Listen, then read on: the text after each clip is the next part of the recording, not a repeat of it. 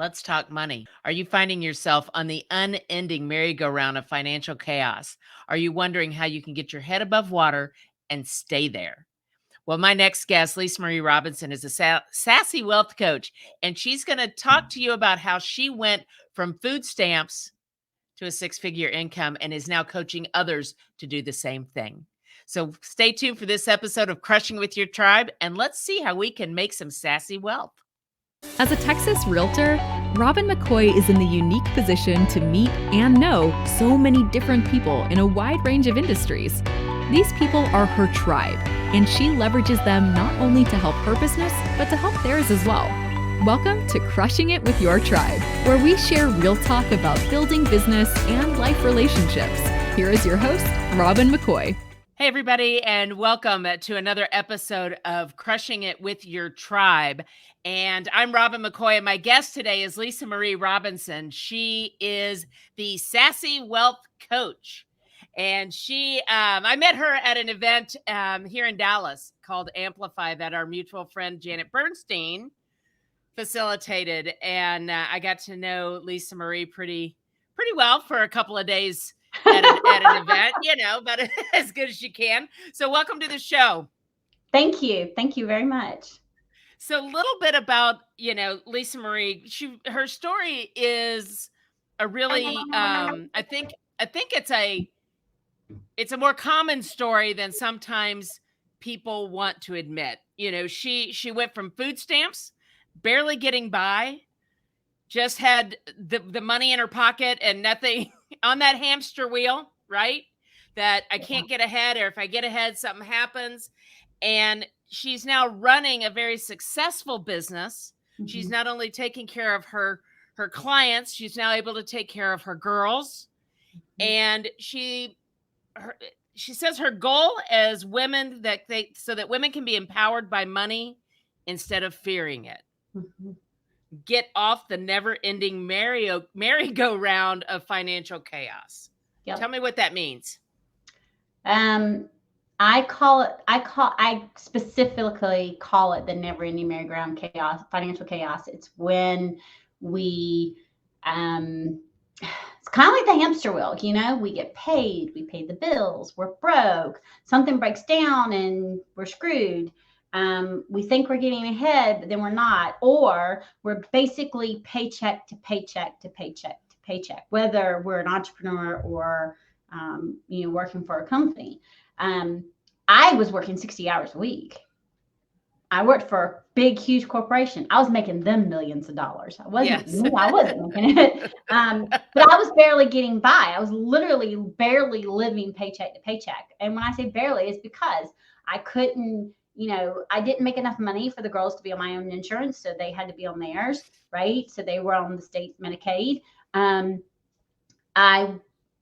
Even though I worked those hours, I would be looking to say, okay, am I going to pay the rent? I'm paying the rent on time, or is it going to be late and I'm paying the light bill on time? I can tell you, majority of the time, one bill was always a month behind. Never. So that was on the merry-go-round too, right? So it's pay the light bill and the gas bill and the rent, and then it'll be the gas bill, the rent, and the light bill. So it's the never-ending merry-go-round of financial chaos, and it's like someone else would call it robbing Peter to pay Paul. Right. And it causes stress, it causes headaches, and we then beat ourselves up thinking we're horrible with money, when in fact we've never been taught or encouraged, to not only have money management, but about our money mindset, right? And so all that encompasses that never-ending merry-go-round of financial chaos. Because I say, and I'm the only money coach that says this, is money management, money mindset go hand in hand. They have to. And what you don't realize is how both of them affect that never-ending merry-go-round of chaos. So you are on this merry-go-round of chaos. What was the breaking point that you either jumped off or were thrown off or hit the skids, or what was it that was your turning point? You want me to tell you the honest to truth? Yes. Unless you, If I wasn't let go, I would probably still be on that never-ending merry-go-round of chaos. okay. So you got let go from your job Because and it was the I was the let gym go. that you So I needed. mean, it honestly, I mean, think about it. I have two girls who needed me, right? One of them was struggling. I didn't know what this situation was at that time, but one of them was struggling. And so I knew I needed the money. So for someone to say, well, quit your job and go full time in your Right. business, That sounded foolish, didn't it? you, That would be foolish. I can't do that. I have two kids to take care of. How the Yeah. hell can I do that? But when September 29th of 2016, when I was let go and I was told I was no longer needed, they were changing their things, or I don't know, whatever the hell they were doing. And I was no longer needed. It was a combination of, okay, I was let go, now what? And then being reminded by two of my best friends, Lisa, what have you always wanted? What have you been trying to build part-time with no luck because you've been working 60 hours, 50, 60 hours a week? Right. What have you wanted? And I was tired. I honestly, I had migraines constantly. I no joke, y'all. I ate Excedrin tension headache like it was medicine, like it was candy. I had a bottle in my car, a bottle in my purse, and a bottle at my office, at my desk. Nobody needs that many bottles. No. But I We won't talk about the ulcers that's now creating as well, right? So your head doesn't hurt, but that I don't have health problems from me taking that much Excedrin is a miracle in itself. I also had Imitrex. I had a prescription for Imitrex for migraines. There's a couple of times I had to go get the shot because the migraines were so bad. And I honestly felt like I was to the point to where I felt like the job was killing me from the inside out, where I would cry before I would walk into my job. And the bad thing is I used to love that job, right?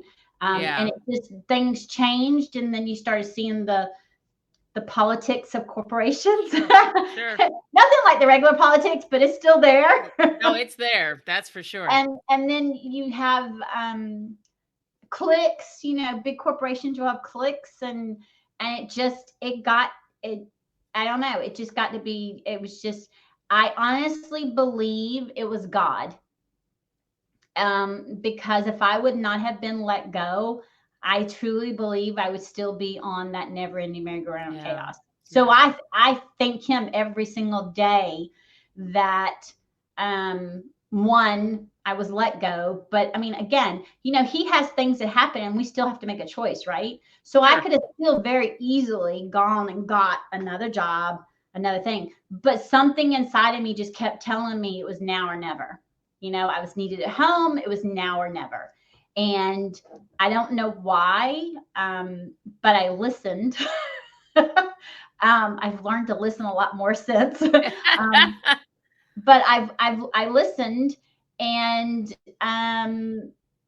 it just evolved. It's evolved into what it is today. I mean, I've always been good with spreadsheets and numbers, but traditional quote unquote budgeting never worked. And so, okay, I've started my business, but in that first year, I was still finding myself, I was making so much money, but all of a sudden I was still broke. Sure. So something had to change. And so that's when I did a nosedive into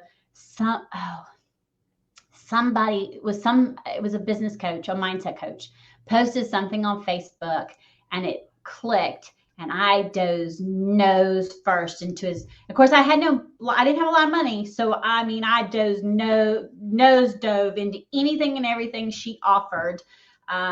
If it was small, like workbook program, whatever. If it was, under a couple $100, I was in it. If it was free, I was in it, and I was just absorbing all of the information.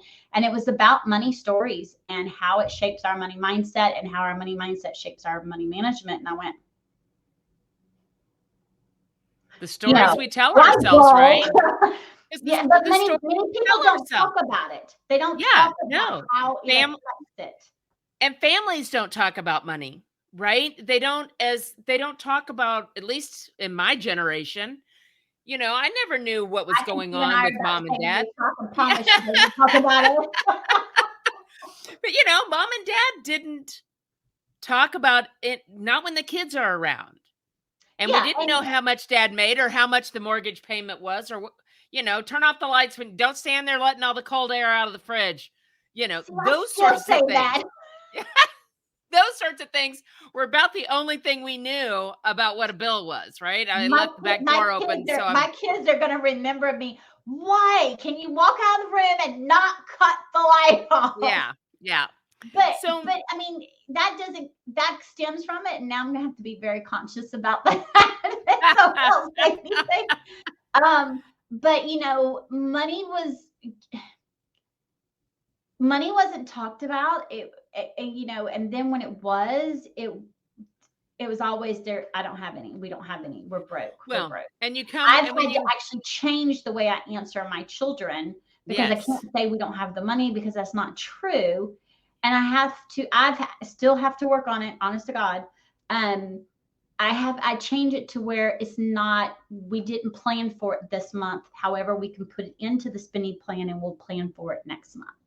And Well, so yeah, and I have to change how I do that because, I have some clients who their money story is if you had a card, you had the money, go spend it because that's how their parents were. yeah. And then you have the other side where, like me and some other clients, where there's no money. All you do, money is to work, pay bills, rinse, wash, repeat. There's never any money to do anything. They didn't teach you how to manage it or save for the things you wanted, or and money mindset wasn't talked about. Oh, good God. So none of that was discussed. So I had to learn it. And when I just did a deep dive into it, it clicked. And I did the same work I have my clients do. That I did the work with the workbook that I was basically giving away at that weekend. I did that same work. That's the reason why I created it from the work I did, figuring out where my thought process of money came from. What was my money story? And then, okay, what do I want my money story to be? And realizing those two things, okay, what can I do to change it? And then realizing, okay, there's got to be a reason why traditional budgeting doesn't work. And when I figured that out, because it doesn't encompass all the things, I made one that did. I went and created a something doesn't work and for made you. it. You create something, and as long as it works for you and it's understandable to you, now you took that and turned it and made it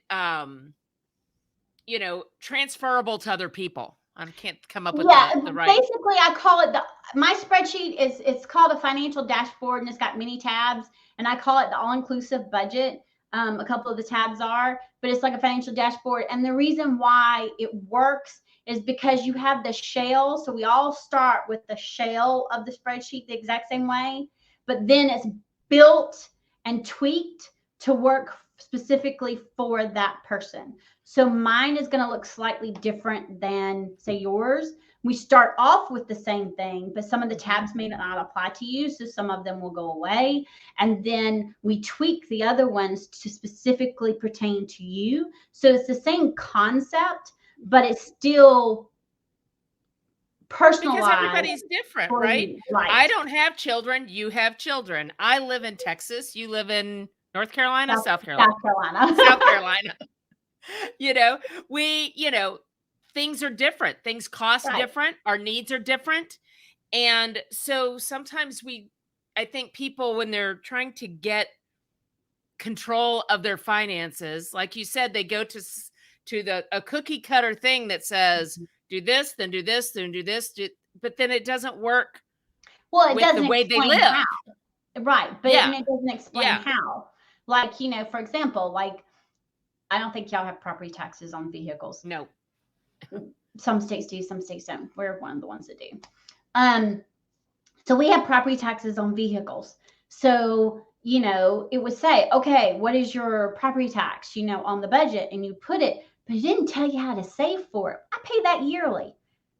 How do you fit 1,200, 1,500, whatever it is, into a monthly budget? You don't. Right. Except you can by having a place, a tab that's all your yearly expenses. I round up. I don't believe in, I can't stand cents when I'm doing budgeting. I want it all round up to even numbers, or even cents. So say for example, I don't know, last year, I think it was like 1108 something odd cents. So I would estimate right around 1,200, because each year is going to decrease, because again, it's based on the value of the vehicle. So I would estimate 1,200, but I would divide that by 12, and that gives me $100 monthly. And then whatever other yearly expense I have, excuse me, it adds up, and then it tells me, okay, this is how much money you need to be putting up for these yearly expenses. Sure. Each month. Well, it's a lot easier to put, say, $300 a month into these savings accounts for these yearly expenses than it is to come up with $1,500 a month, or $1,500 at one time. And I when all of a sudden, yeah, because then you've got not just that property tax, but if you own a home, now you've got those taxes and insurance and this and that, and all of a sudden it's $8,000. Mm-hmm. And you're like, holy crap, I don't have $8,000. And that's how people get, now I'll put it on a credit card and I'll pay it out over time, but I'm not saving for next year. So now I've got, it's never ending merry-go-round of financial chaos. So you know, and I tell people, don't have just one savings account and just call it savings, because then your brain goes, oh, if I need it, I can go in it. If I need it for this, that. So, you know, people laugh at me. They're like, well, Lisa, how many savings accounts do you have? Personal or business? You know, like looking at me, and I'm like, for personal, I think 12.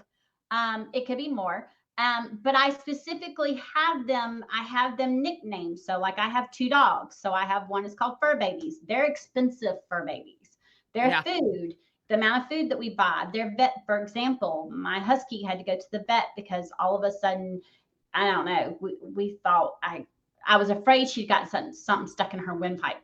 But that was like $400. Yes, I put that on a credit card because it was just easier to pay. But then I went to that fur baby account and I moved the money out of it and immediately paid the credit card, because I estimate, okay, this is how much for vet, this is how much for food, and this is how much each month needs to go in here for the 2 dogs, for the 2 fur babies. Then I have one that's for my girls. And then I also have one for the cruise that she and I are taking. And I want everyone to know I started saving for that almost a year and a half in advance, and we go in like 3 weeks, and everything is paid for. Everything. The only thing that's in that savings account now, except for the hotel, because I didn't have to pay for the hotel in advance, is going to be nothing but spending money. Everything else is paid. All excursions, everything. And I didn't put it on the credit card and then save up for it. As I got it, I would pay it with the credit card, and then I moved the money over because I planned for it. And so the next one is the trip with my other daughter to Seattle, which is going to be about the same cost as a cruise, by the way, which is blowing my mind. The flight is literally the same round trip as the same cost of the cruise. I'm like, how is that possible? But we're going to Seattle for 4 days, and I'm doing the exact same way. I'm already started putting money in. We're going in June, so we're already planning. So I tell people is to create accounts and name them. And when you nickname them, your brain goes, oh, that's for my vehicle. That's for my house. Yep. That's for emergency. This is for vacation. We have one called Summer Fun. Your brain only knows what you tell it. It only, and when you say that savings, then you say, your brain says, oh, well, I've been saving that so I can go buy these shoes or whatever it is. I have one that's called Summer Fun, and that's for us to go and do the things during the summer that we want to do. And I just created one so that it would put me back on the budget with my girls, because they love to go out to eat. And it is so easy to spend so much money and not realize it. And so for me to curtail that, I created a savings account. It's called Out to Eat. And I put it in the budget. And this is how much I'm allotting each month to go in that account. And if there's money in that account, okay. If there's not, we don't go, no. Yeah. And that's the way for me to keep it within a budget. And, Capital One 360 it's free savings. So, and the cool thing that I like about it is it takes 2 days. So if I decide I want the money, I still have to wait for it to hit my account. I like that. It means it's not easily accessible, which is good for me. So let's kind of swing this from what you learned and what you did and how this is all working for you to how, if I come to you and I say, I'm on the never-ending merry-go-round of financial chaos, how do you help me? I do it step by step, depending on where they're at, but I start the same way. First, I talk to you and I see where your mental capacity is at, where your money mindset is at. Because here's the thing, you can have horrible mindset and horrible money management, but mentally you're like, okay, I know I'm horrible, but you've hit that line where you're willing to do the work. Then you've got some who know they are, but they're not quite there where they're willing to actually do the work. And I require my clients to do the work with me. So I help them build a money management plan with my one-on-one plans, but I require them to actually do the legwork. So they have to go and get their expenses and their due dates and send them to me. And then I help build it. And then when we do one-off expenses, they have to go and pull the last 3 or 4 months of credit cards and bank statements and highlight and list them out and then bring me the totals. And when I talk to people and I tell them, they're like, oh no, I just want you doing that. Okay, you're not ready. Yeah. You know what I'm saying? So I've gotten really good at being able to tell when someone's ready. They can be scared shitless, but they're still ready. Nobody has come to me not scared. They've had some type of fear. And I tell them I would be worried if they weren't. Because if you come all cocktified, then I know you're not going to do the work. Yeah. You know what I mean? And I've had a couple like that. And I've told them I'm not the person for you. Come back when you're ready. Come back when you're ready to really put your teeth work as a team and do the work. And then once I see that, I'm like, okay, I see where your mindset is. Like I have one client, we worked on her money mindset for 4 months before we even started on her budgeting part, because she wasn't mindset wise there to even look at any changes. Yeah. As far as money, we needed to change that money mindset and money story, and change that for the better in order for her to start looking at her money management. And so now we've started that process. So, but if we're going to do both at the same time, which is where most end up being, then I'll say, okay, we're going to pull these expenses first. Then we'll do your yearly. I literally do it step by step. Yeah. Because for women, especially, if we don't, what happens? We get overwhelmed. Mm-hmm. We get even more scared. We bury our head in the sand and we run in the opposite direction. Yeah. It'll go away if I don't look at it. It doesn't work that way. I wish it did, but it does not work that way. Is this the year that you're going to stop paying rent? Is this the year that you are going to finally purchase your own home? But where do you start? How do you get your questions answered? Well, I'm Robin McCoy, and I'm a Texas realtor with Keller Williams. Relax, I got this. I have a home buyers masterclass the first Saturday of every month, and it's free to you, and it's all online. Just text the word masterclass to 214-226-3770, and we'll get you registered and on the path to home ownership. Everybody has to do the work, right? You're never going to change. You don't change what you want to change by a miracle, right? In order to make a change, you have to change things. Yes. And that is what is so scary for people, right? Because this is the way I've always done it. And I had somebody tell me one time when I said, I think it's more about the way I reacted to something, but she said, how's that working out for you? And, it's like, well, I've always done it this way. How's that working out for you?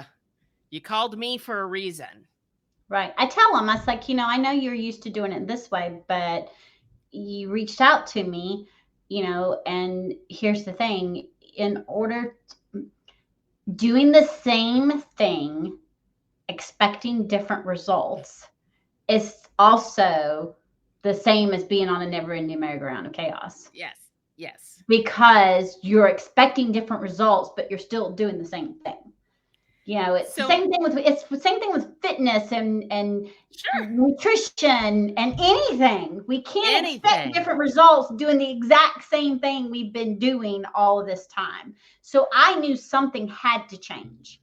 Right. Otherwise, I was going to have to go back to corporate. And you're going to have to go get that job where it's going to cost, 50, 60 hours a week. You weren't going to be able to control your own income. Right. And by then I had found out why I was needed at home.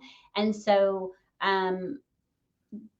okay, I had to figure out what would work and why wasn't it working. And again, something had to change. And so over the time, I'm like, okay, how many more women don't realize that we have it in us, but we were never taught? And how many more of us don't realize that the things that we were around and seeing, whether when we were little or in a past relationship or a marriage or whatever, actually shaped how we look at money, think about money, our relationship with money? And how many of us don't know how to change it? I would imagine when you said how many more women are feeling this way, a lot of hands started going up in the air, didn't they? Found out real quick that, and every single time someone comes to me, it's so funny. They either say one or two things. My debt is horrific, scary. Or there'll be a business. My books are awful and I don't know what the hell's, oh, you're gonna cringe. Please don't cringe. You're not gonna want to work with me afterwards. And I'm like, really? And they're like, because that's what I do is I untangle it. I'm going to tell you the same thing I tell everybody. It's literally become a thing that I say to them, and I mean it. You can't give me something I have not seen or haven't done myself enough to scare me. Will I be honest with you and tell you if something needs to change? Yes. Will I be rude about it? No. Will it be a Southern bluntness with a lot of love? Oh, bless your heart. Bless your heart. There will be some bluntness to it, I can't help it. But I've got clients who have been able to turn. I have one client, she was 2 steps away from closing her practice when she came to me. And within 4 months after, she was ready to close the practice because she'd had a huge turnover. She had just invested in this big, huge building that she was going to rent. And she was literally this close to closing the doors. And I finally said, look, you came to me for a reason. We did it as a trial basis. Do you trust me? And she said, yes, I think I do. I said, okay, then let's do this. And it took 1 year. We did a complete turnaround, and she went from looking like she was going to lose her ass that 1 year, 2018 to 2019. She was so far in the green, it wasn't funny, where she was thriving practice and making money. And it's because we made changes. They were small changes. And we started with this change, and we tweaked it and worked on it. And then we made these 2 changes and we tweaked. So here's the thing. A lot of people come to me and they're like, I want all this change, but they want it like that. Yeah. Just like weight loss. Yeah. They want to lose 30 pounds in 60 days.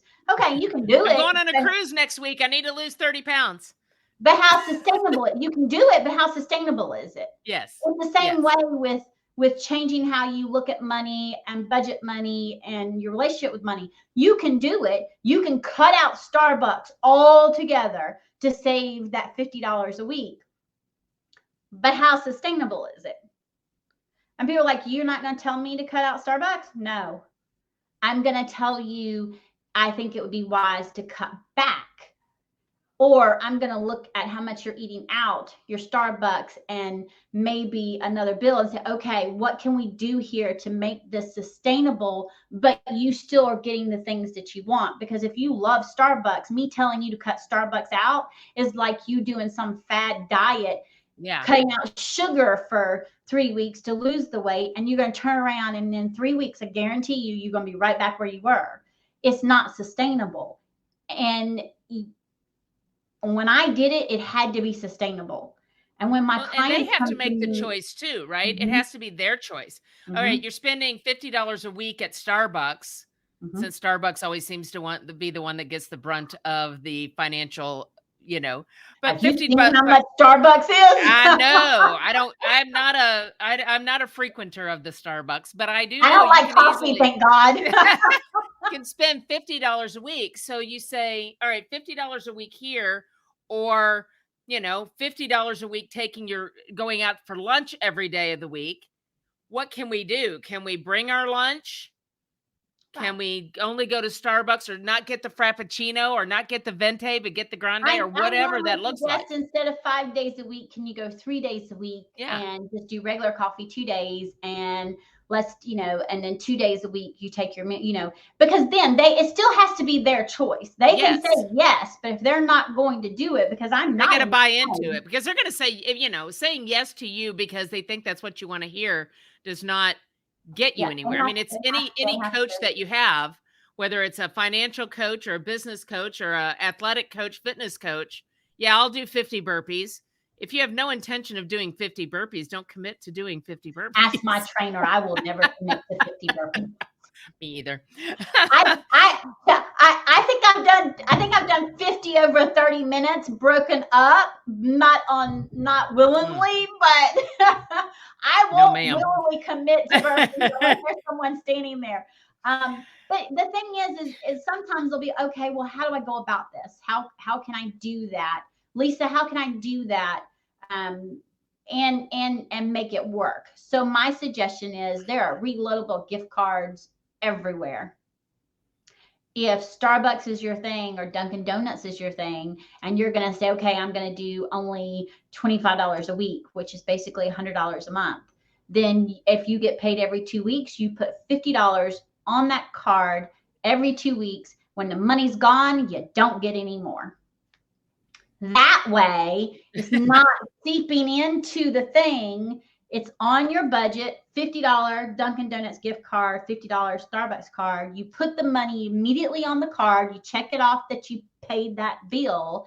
And now you have the money to go and to stop and get your coffee that you want. And you don't have to worry about going over that amount. And I would imagine that causes the brain to, so you put $50 on there, and then now it's the end of the 2 weeks or whatever, and you're like, gee, I wonder how much I've got. You know what? I bet I can skip it. I'm going to skip it this week. I don't really check. Yeah. But it makes you so much more cognizant of what you are spending instead of it just coming off that debit card. I think debit cards are probably the catalyst. Back when we were a cash society and you went to the bank and you got your $100 a week, and when that was gone, it was gone. Right. Versus this plastic money that we swipe and swipe and swipe, and that's the without problem. really paying attention. Right. And that's the problem. You don't realize honestly how much money you're spending with swiping your debit card. Oh, I only spend $4 or so each time. Okay, well, how many times you go? Yeah. And they're like, and then they look. So that's the reason why with the one-off expenses, which is like you're out to eat, your gas, the cigarettes if you smoke, whatever, they're highlighting those, and they're coming back and they're going, holy shit. I didn't know I went to Starbucks that many times. I didn't realize I was spending that much money. Or for businesses who use Amazon for their business, I can't tell you how many times people have come back to me, oh, I didn't realize I spent that much money at Amazon. Because it's so easy. Because it's way too easy. It's way too easy. It's like bink, bink, bink, and it's here the next day. And I don't use the one click anymore. I don't do that. it has to go in my save for later. And I have a rule, it has to stay in my save for later or in my cart for at least 24 hours. And if I go back in 24 hours and I still must have it, then I'll go and buy it. Well, we And have I'm to set up telling you, rules and boundaries. I have over 100 items in my save for later. You drive me up. The So the Amazon likelihood algorithms are of me going nuts with really, you right now. They're like, what is with this person? The algorithms are blowing up in the background. the likelihood of me needing all of those hundreds of things. I went and Very looked little. the other day and I was like, holy crap, I have 120 things to save for And you later. start And looking, I'm you're like, scrolling why did I through. want that? What did I want that for? I I don't want deleted that. stuff. I deleted stuff out of it. Like, that's dumb. What was I thinking? But it proves my point Yes, that a that you lot could of have a times lot of dumb stuff in your house if you didn't we put the decide in that 24-hour moment that we have moratorium to on. have it. Oh, I like it. I have to have it. Do you really? Yeah. And I've gotten my daughter, my oldest, she's autistic, and oh my gosh, and she's ADHD, so she'll get hyper focused on something, and she has to have it. She has decided then, and I've gotten her used to, okay, put it in your cart, let it sit till tomorrow, and if you decide you really want it tomorrow, then okay. And I'll say 50-50. She'll come back the next day. No, I don't want that. I want this instead. And and then she gets mad because I'm like, so did my, and she'll walk off. So let's say that I am someone that is struggling. I'm struggling. I can't seem to, figure this out on my own. I've tried. I'm working 2 jobs to help try and pay off the credit card debt. How do I find you? How do I get in your pipeline? Oh my goodness, I'm all over Facebook. You can find me on She is. Facebook. I'm all over. It looks like I'm on there all the time, but I have an awesome team. So I'm not really. But you can find me on Facebook. On my business page is the Sassy Wealth Coach. Or excuse me, Sassy Wealth Coach. Sorry. Yeah, I think that's right. Or you can find me on the personal of Lisa Marie Robinson. You can find me on my website, thesassywealthcoach.com. On the website, you will see I have a workbook that's the Money Mindset Mini Course, which is a workbook, an audio, a video. That's a good place to start. I will be launching first of next, I say next year, and that's only a couple weeks away. It's a couple of days away. But it'll be the first part of next year. I'm launching a 12-week program, which is where 6 weeks are on money mindset, 6 weeks are on money management. It's going to be a group program. Thinking between 8 to 12 women. It's going to have weekly calls. It's also going to have 2 one-on-one calls. So it's going to have some in-depth, but I work with you on that money mindset. There's going to be deep dives into it with, workbook pages and journals, and then us working on the budget. Like you'll do it. Like I won't be hand holding you like my one-on-ones. Sure. But we're doing it. So I'm really excited about that because I wanted to be able to reach more. And I also host retreats. Matter of fact, I'm doing one in February. And I'm pretty sure, I think we decided we were going to do another one later on in the year. So yeah, you can find me on there, Facebook, on Instagram. It's the same the same @ as Facebook. We're going to be putting more videos out to help people. So, and you can always message, send me a private message on Facebook message. Well, and I think all of these, and one of the things that I want to just kind of point out is that you are a safe space for my insecurities and my vulnerabilities to be, and my defenses to be let down. Yeah. That there's no judgment. There's no, shame. There's none of that. It's a safe place to kind of gut yourself a little bit. Well, and so I that you and can get where you need to go. right. And I make sure I'm adamant about that. So like in my group program, that's going to be a big thing. Is this going to be a safe place? There's not going to be any judgment. We may be in different places, but we all have some type of money story, money mindset issue, maybe debt. I didn't come from a lot of money. I had a lot of debt. I also have a free Facebook group that's called Sassy Wealth Makers. That is a judgment-free place as well, and it's for us, for women to come and learn. And I want to empower women to be able to stand on their own 2 feet, whether they need to or not. That's it. It's That's and be able to have a good loving relationship with money instead of fearing it, which is what I call having sassy and sexy money. I love that. I love that. So we're going to have all that contact information in the show notes. So we will have every way to get in touch with Lisa Marie as I'm at your everywhere. fingertips. She's everywhere. She's everywhere. It's funny. People say I'm everywhere too. So we're everywhere together. You are, though. You are everywhere. But you know what? If you're not everywhere, then you're never seen, right?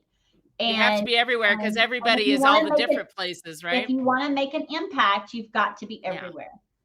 Well, let me ask you this. If there's one thing that we didn't touch on that you would want, so there's a woman out there who is listening to this and she's scared or on the fence. What is one thing that you would kind of whisper in her ear or tell her? Breathe. Breathe. Breathe. Take a deep breath. Stop beating yourself up. You're doing the best you're doing the best you can with what you have. You didn't know what you didn't know. Breathe. Now that you know, take those steps, but stop beating yourself up. I can't tell you how many times I've beaten myself up. And just the words we use. I'm so stupid. I'm so dumb. I can't believe I can't figure I'm this out. horrible with money. I will never be able to do this. I'm horrible with money. I'm horrible at paying. All you're doing is downing yourself, and that's part of that mindset. It's part of how training the brain to believe that you are horrible. Mm-hmm. And you've said it so much, you believe it. And so part of that money mindset, money management work is retraining your brain, retraining your thoughts. I used to say all those things. Now I have more of an awesome relationship with money than I've ever had. It's the positive affirmations. It's positive affirmations, right? It's the I am an amazing manager of my money. Money comes to me freely and at will. I am worthy. And I am worthy.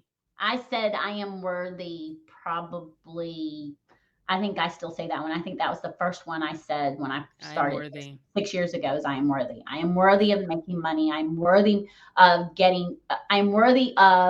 doing more than just getting by. And for that woman who's out there who feels like she's not, or she's tired and she's cried many tears, breathe and stop beating yourself up.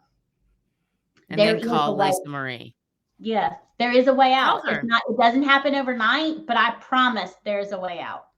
Well, we see so many women, whether through death or divorce or something like that, that all of a sudden they're in a situation where they don't know what to do, whether it was their husband handled everything or any number of scenarios that can happen. And it's not the fault of the woman. It's just the circumstances in which she has been living. And so it behooves us all to understand where money comes from. How do we manage it? What does it mean? And how do we hang on to it? Mm-hmm. I used to think money was evil. Well, and money is good for the money that it can do, right?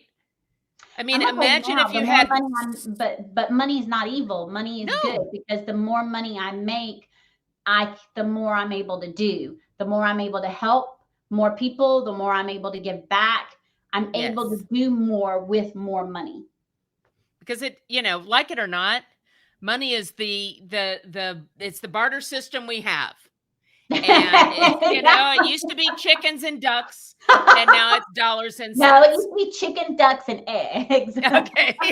And eggs. But now it's dollars and cents, right? Mhm. And it's what the means we use to, whether it's to put a roof over our head or food in our bellies, or to help for me, it's a lot of times the folks at Vogel Alcove, which is a school and daycare center for the homeless kids in Dallas. These kids live in a shelter. And every year I do a diaper drive because they go through 15,000 diapers a month or some crazy number like that. So that's what money can do. And that's what impact and influence can do.